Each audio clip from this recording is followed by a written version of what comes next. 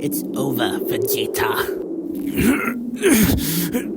No, I can't end like this.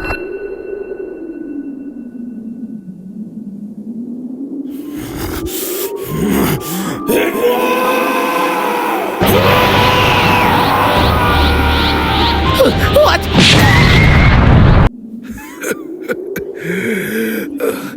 Then the bitches. Hey, monkey. What?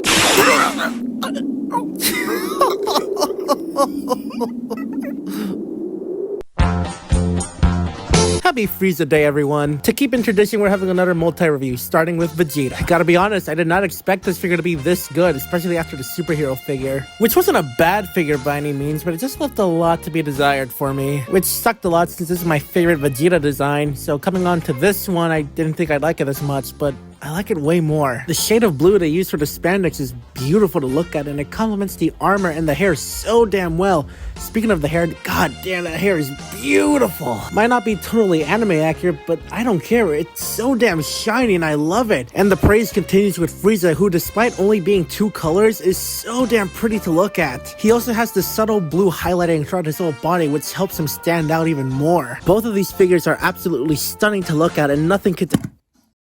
Oh, alright, let's talk some shit. I hate this fucking tail. Aside from this little peg and a swivel, this thing is completely stiff, which wouldn't be too bad if it wasn't dragging down the whole figure. Frieza's twink body is too light to handle the weight of this thing. It's constantly dragging him down, which makes the simplest of standing poses a nightmare without a stand. And even when you do get him standing, he ends up pulling a smooth criminal. The obvious remedy here is to remove the tail entirely, but then you're left with God damn! Freeza, you slut! But a gaping asshole is the least of his worries. His shoulder is so fucking loose. It makes Power's knees look solid in comparison. This is the most frustrating part of the figure by far. On a more positive note, the accessories that comes with these guys are really good. Vegeta comes with the exact same hands he had in the superhero figure, so nothing new here.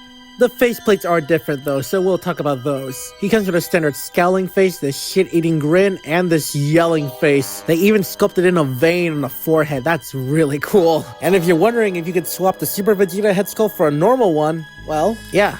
Didn't you watch the opening sketch? But if you're wondering if you can give the superhero body Super Vegeta's head sculpt, well, you can do that too, and it looks really freaking cool. Lastly, he comes with this pair of folded up arms, and if you want to know how to put it together, go watch someone else. first, you have to remove the normal arms, which are so damn tight I'm afraid you're gonna break the elbow joint from pulling on them too hard. And if you wanted to attach the folded up arms or the regular arms back into the peg, good luck doing that because it's so goddamn tight I can't even do it on screen. So yeah, I'm never gonna use these again off of this video, and that gap is ugly too. Now Freeza does come with these too, but they're much less of a pain in the ass than Vegeta's. And it just looks so much better too. For the rest of their stuff, Freeza comes with fisted hands, spread open hands, relaxed hands, death beam hands, and this hand. I don't know how to describe it. Moving on to the head, one of them has the little port in the back which allows you to plug in this included halo, which for some reason only this head has, the others don't, and I couldn't for the life of me think why. But while we're on the topic of the heads, they all look amazing, all perfectly in character with Freeza. To the smugness, to the cowardice, to the screaming. He also comes with alternate feet which only have a few select purposes. It's not like they can help him stand up any better. And finally, he comes with the 5-star Dragon Ball, which is pretty fun to hold and is very nicely painted, but it's just a ball. You're really not going to use this thing for much. And that's all their stuff. All that's stuff to talk about now is their... Vegeta's postability is basically the same as it was on a superhero figure, with a few improvements, mainly the head, the legs, and especially the toe bend. Thank God this is fixed. Now, as for Freeza, he can look down really far, but he can only look up that much. He's got a bit of tilt at the head and a lot of swivel. Very tight rotation at the arm, which I don't know if I like the sound of or not. Shoulder can move out pretty far, and at first for me, a shifting shoulder. He's got a bicep swivel and a double jointed elbow. His wrist can move in and out, but if you rotate the peg, you can get some side to side. 2 ball joints at his chest and waist allow for a deep crunch and an arching back.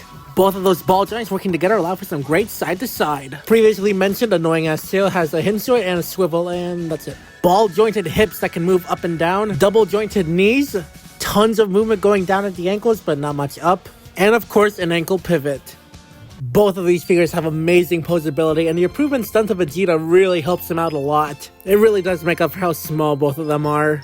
SH Figuarts Superhero Goku, SH Figuarts Power, and SH Figuarts Superhero Vegeta. And despite both of these guys' defects, which they do have quite a bit of, I still recommend buying these figures if you're a big fan of Dragon Ball Z. Best part is, both of these guys are pretty damn cheap. I got them for like $30 each at my local Target, so you find them, I say pick them up.